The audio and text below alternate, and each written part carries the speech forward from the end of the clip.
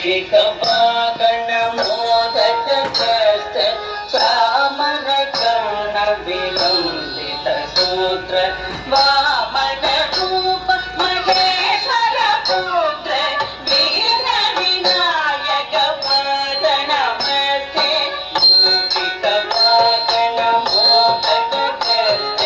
चामरकर्ण विलंबित सूत्र वामन रूप महेश्वर पुत्र वीर विनायक पद नमस्ते वीर विनायक पद नमस्ते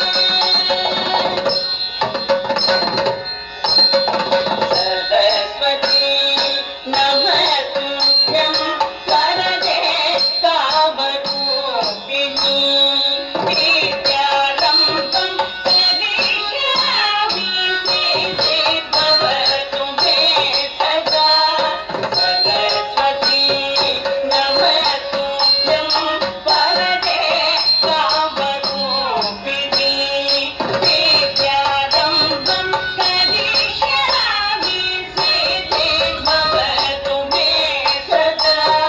सिद्धिर्भवतु मे सदा नमस्ते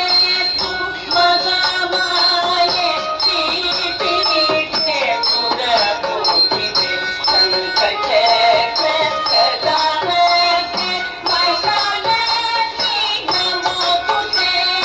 नमस्ते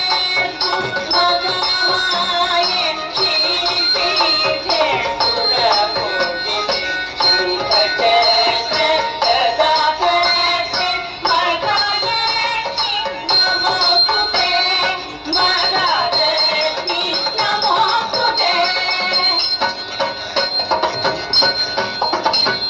आङ्गिकं गुहनं